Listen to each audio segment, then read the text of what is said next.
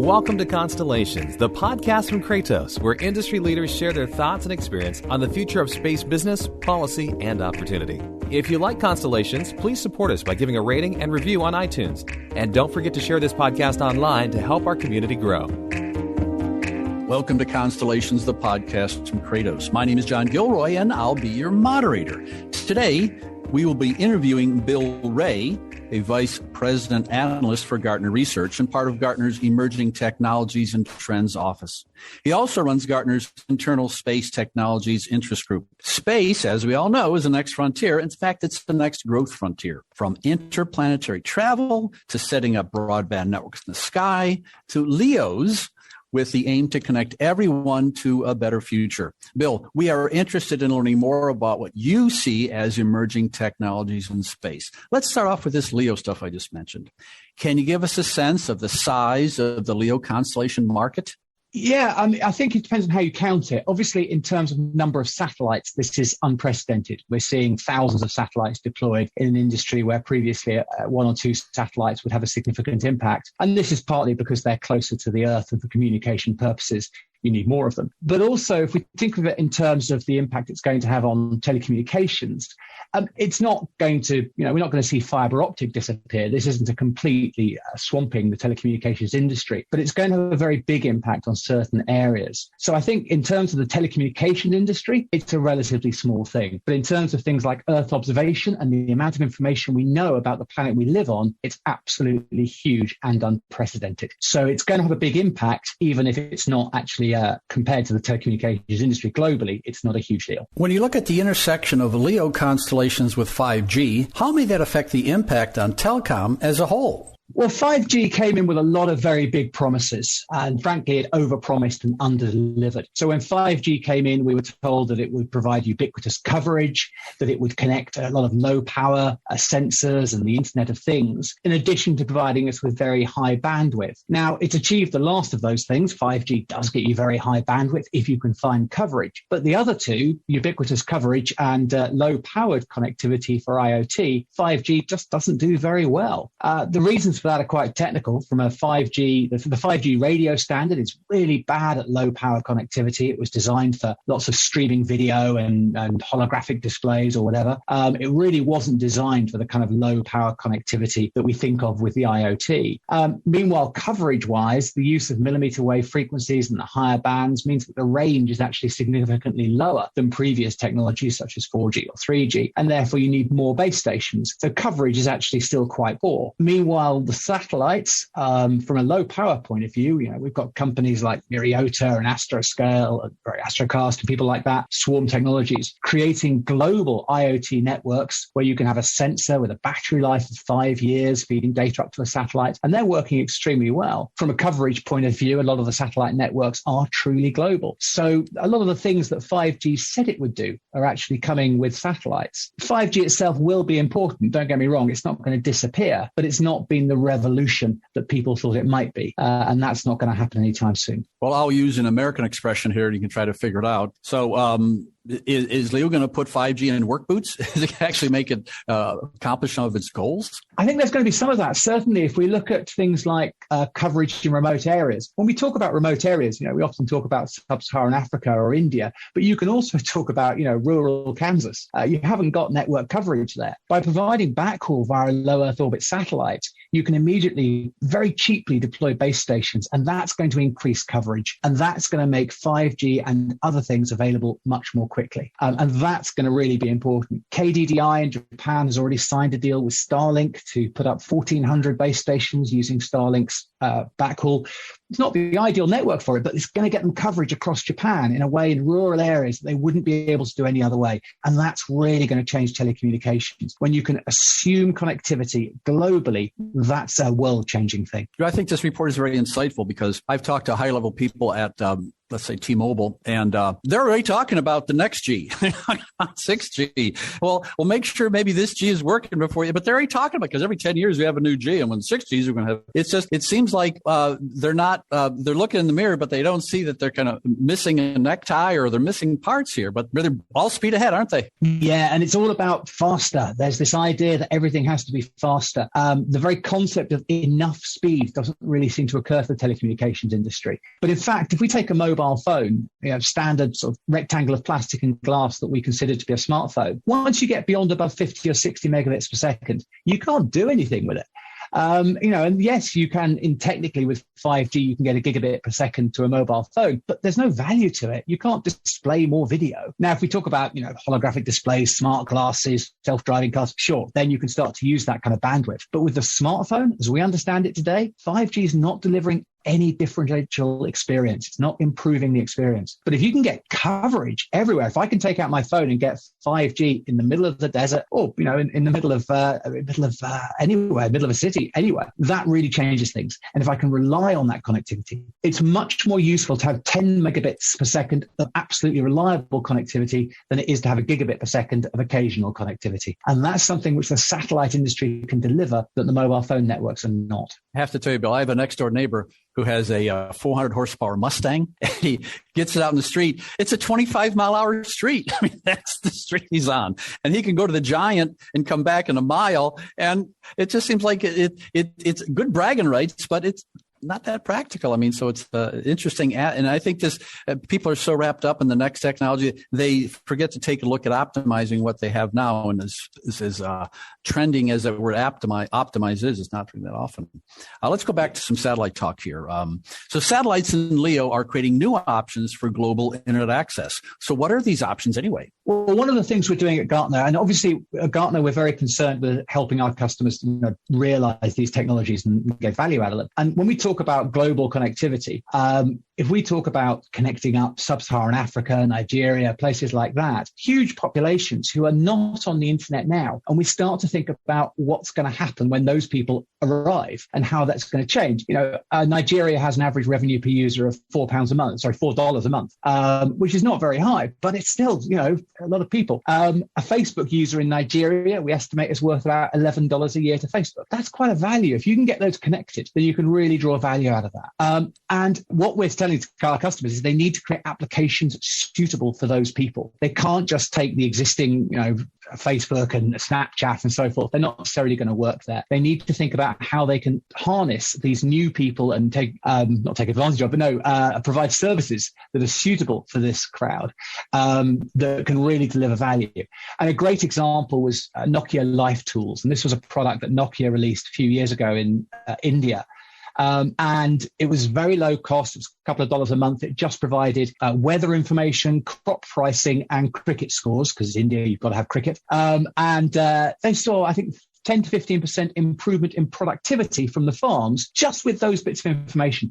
Tiny amount of information delivered actually over SMS, would you believe, text message, but gave a 10% increase in productivity to the farmers. And that's the kind of application we need to be looking at for these new regions where you can deliver a lot of value with actually quite small amounts of connectivity. Believe it or not, I'm kind of familiar with internet access in rural parts of Africa and used the word reliable earlier. And I think if in UK or maybe United States, faster is better, speed, blah, blah, blah. But that word reliable, that's on top of that's what people are searching for over there. Reliable is everything over there where you may have a day with nothing. And so just the concept of reliable, you got to put that in the front part of your billboard when you're convincing people of this technology. Reliable is everything in many, many parts of the world. Absolutely. And much better, I've said before, much better to have 10 megabits per second that always works than a gigabit per second that sometimes works. Boy, there's no doubt about that. So, Bill, can you tell us the key technical advances that are driving the evolution of the LEO constellations market? Well, I think there's a few things. Obviously, launch capacity has increased. Launch has got much cheaper. We've seen government investment, which has helped SpaceX, and we're now seeing that in China, of course. The Chinese launch market is, I was going to say taking off, but that would be a poor pun. But a lot of Chinese startups, a lot of new rockets, everything there. And again, Chinese government investing in a way that they haven't before. And obviously they've seen what's happened with SpaceX and gone, we'd like to do that here. No problem there. So we're seeing a lot of innovation in launch capacity. Also things like phased array antennas, these self-configuring antennas. Now, phased array means that instead of having to take a dish and point it at the satellite You actually have a dish which points itself at the satellite. It sounds very simple. It's actually technically incredibly complicated. Starlink has done a very impressive job in getting cheap phased array antennas. Amazon is now following suit with their Kuiper project. And, we'll see the others as well. They're not quite as good as a dish, but the configuration, the fact you can just take them out, sit them on a flat surface, and then instantly log onto the satellite is very valuable. They are getting cheaper. They will continue to get cheaper. But that simplicity of operation has been a really important factor. So we'll see that happening more. So I think that's a key thing. Of course, phased array is also used on the satellite itself. That's been the case for a long time, but the cost being down, being able to use phased array at both ends of the connection has been a really important innovation.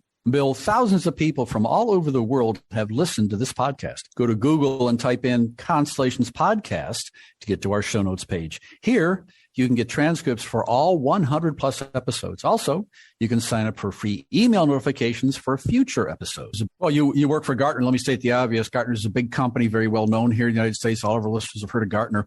And Gartner has researched and continues to research the impact and growth of early stage innovations in new space satellite technologies and applications. So, Bill, can you provide us any top level insights about this research and you can share with our audience today? Yeah, we've been looking at investment, and obviously investment in space technology is definitely increasing. One of the issues, of course, is a lot of it's internal. So obviously things like Starlink are privately held, so we don't have that much public data. But we can still draw some fairly interesting conclusions. And if we look at the publicly investment, the startups, the venture capital investment, we can see it's now becoming quite focused on industry verticals. So specifically, obviously, agriculture, the ability to see wide areas of fields, particularly in satellite photography and Earth observation. We see sustainability and environmental issues, of course, being very important. But we also see things like mining, natural resources. But we're seeing companies invest in those verticals. Rather than investing in satellites or investing in launch vehicles, they're now starting to invest in companies that analyze the data, that actually exploit that data. So the investment is definitely shifting perhaps away from hardware and towards services to extract value from space. Well, you're a guy who can analyze data fairly well. You wouldn't be in your position. So what does the data tell you about the future of small constellations and what else outside of the 5G market's coming? I think the low power constellations are very interesting. The IoT stuff, there are plenty of radio frequencies to use, and there's a wide variety of models being deployed there. So we see people using 2.4 gigahertz, which is the unlicensed Wi-Fi band. You can use that in one direction. You can collect data, but you can't transmit from a satellite in that frequency. We see people like Lacuna Space using 900 megahertz, again, one-way communications, but we see other people using licensed bands. So, I think I mentioned at the beginning, 5-year battery life attached to a water tower to tell you how much water's in that tower. That's very valuable. And it just sits there for 5 years, sending out its data, reporting back. And I think we undervalue the how much that's going to change things when we have that visibility. I'd say the killer application for this stuff is asset tracking, being able to know where everything is. And when I say everything, I'm not talking about little things like dogs or lost suitcases. We're talking about railway carriages or generators or combine harvesters, generators all over the US. And you've got, 10,000 generators and you hire them out. Being able to have a map where you can see where every single one of those is all the time, that's incredibly valuable. That can really change your business, improve your efficiency. And that's the kind of thing that satellite IoT is delivering already and will continue to deliver. I'm going to bounce back to Gartner here. Gartner has published material on how satellite photography will revolutionize business. So what do they mean by that? When we think about satellite photography, initially we tend to think about military applications and obviously being able to see the enemy. And then we start to think about environmental applications, such as disappearing sea ice and things of that type. But what we're now seeing is the business applications. And this obviously is a much larger market. So we take a very simple example. If you're thinking of opening a supermarket these days in a town, the first thing you do is you go along and you can buy satellite photographs of the car park of every other supermarket in town every day for the last year. You feed it into a very basic AI, it counts the cars and it tells you how many people go to the supermarket in that town every day. That is an incredibly valuable piece of information if you're planning on opening a supermarket. And it's information that 5 years ago you could not have got. Nobody could provide you with that unless you actually put people sitting outside the supermarkets counting the cars. You couldn't have got that data. And the great thing is there are companies now collecting that data without being asked to. So that data is already there. You're not going to have to go to somebody and say, I want to start collecting data. You can go and say, you've already got the data I want. I'd like to buy it from you. And that really changes things. So we have this incredible insight into what's going on in the world and what has already happened in the world. We talk to financial companies who they're loaning money on the basis of farm crops. And the farmer comes to them and says, oh, yes, I'd like to borrow some money. Last year's crop was fantastic. Well, now they're able to go back and look at a photograph of last year's crop. And maybe they'll come back and say, yeah, that was fantastic. And maybe they'll come back and go, actually, I can see an empty field. Information they couldn't have got a few years ago. It really changes their business. So it's revolutionizing things. If we look at mining, you can look at a spoil heap. You can measure the height of the spoil heap on your mine, or more importantly, your competitor's mine. You can see how much material they're pulling out. We have some companies who say they can tell how much a boat has been loaded using synthetic aperture radar. They can actually measure the displacement. They can see how much cargo is loaded onto a ship. That's an incredible amount of information which just wasn't available. And one of the things that we expect to see is not only are you going to have to worry about, or not only are you going to want to gather information about your competitors, but you're going to have to start to think about how to conceal information about your own business. During the war, the British built inflatable aircraft, which they put on the beaches in Norfolk to make it look like they had an invasion force. Maybe we'll see a business doing that. Maybe we'll see you artificially creating spoil heaps or loading boats with ballast to make it look like your business is different. Because there's going to come a time when your competitors can already see what your business is doing, and you might want to conceal that. I was just going to ask you, give me a for instance, but you just gave me like 20 for instances there. Everything from spoil heaps to, I guess there's going to be, I don't want to use this term, it's bandied about too much, but misinformation and disinformation and what's true and what's not true. And all of a sudden, this is a chess game. And and I know, Bill, once a competitor knows someone is doing something, well, they're going to have a counter move. And then Bill can have back and forth and back and forth. So I can see this as a new aspect of the MBA classes at Harvard. Well, the class is on deception because of the satellite, because they know as much about your industry as possibly you know. Absolutely. And you've got to assume that some of your competitors are already doing that. This isn't science fiction. This isn't something we're talking about in the future. It's still relatively expensive. It's getting cheaper and it's getting better. So you should be preparing for it now. And so from an international perspective, there's really no guidelines or ethics for this other. I mean, it's the Wild West, as we say in the United States. It's the Wild West out there, and people are just trying to figure it out. What's fair, what's not fair. Everything's fair. Yeah. Obviously, the governments do provide guidelines on places they don't want photographs taken. There are a few military bases where you'll find that the photographs are slightly pixelated. Fewer than you might think, actually. In general, the military tend to assume that the opposition have got decent satellites anyway. And so having civilians photographs of submarine bays or something like that actually isn't that dangerous because the enemy's got it anyway. But from a business point of view, that's going to be different. Bill, I think it's obvious here you focus on emerging technologies. Last year, a report came out saying that 60 to 70% of space company funding was directed at LEO endeavors. Okay. But now it's being suggested that the space industry is pivoting over to lunar. Investment in lunar has been on a steady upward trajectory. So what's driving this change? Well, obviously, the government investment is the key here. And when we're talking about lunar, we are generally talking about governments at the moment. Private companies will go there. Obviously, tourism, and when I say tourism, not necessarily human beings going there, but we've seen things like remote control vehicles. How much would you pay to drive a robot on the moon? Perhaps with a virtual reality rig. People will pay for that, and there will be companies offering that kind of service. But that's going to be relatively small. Then there's support for those operations. So things like positioning. I was going to say navigation, GNSS, but of course it's not really because it's lunar. But lunar positioning systems and that kind of thing are going to be successful because they're going to be able to sell services both to tourists and to government operations. The key thing is where the revenue is going to come from. And that's something we're always paying attention to. Obviously, Gartner, we are a business organization. We don't do space for fun, lovely as it is. And there has to be a revenue opportunity. Are there materials on the moon? Is there helium-3? Are there other materials which we could mine from the moon? If there are, then very quickly that will take off. Once we have the capacity to get there at low cost, then it'll be very quick to exploit the resources if they're there. But at the moment, we don't know quite what's there, and we need to do more research. And governments have to pay for that because companies can't take that long-term investment. Well, I've got a terminology question for you here. In the United States, we're talking about rare earth elements. And so would you call the same kind of elements up on the moon? Are they rare lunar elements, or it's going to be pretty hard to find? I mean, we're running out of them here on Earth, aren't we? Well, the weird thing about rare earth elements is they're not rare. They're actually incredibly common. It's just they're hard to find, and they're in with other things. So when we talk about rare earth elements, in fact, I think one of the biggest rare earth elements makes up about 20% of the Earth's core. So there's a lot of it, but the problem is finding it and having access to it.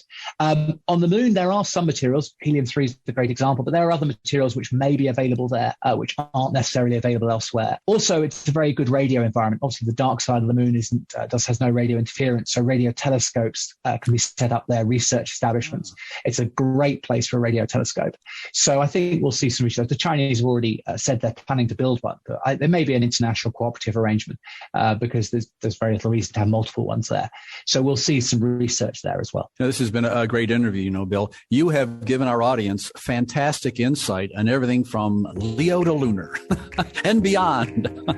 I'd like to thank our guest, Bill Ray, Vice President Analyst, Emerging Technologies at Gartner Research. Thanks, Bill. Thank you very much for the opportunity. It's been great speaking to you. Thanks for listening to Constellations, the podcast from Kratos. If you like this interview, please subscribe, tell a friend, and give us a review.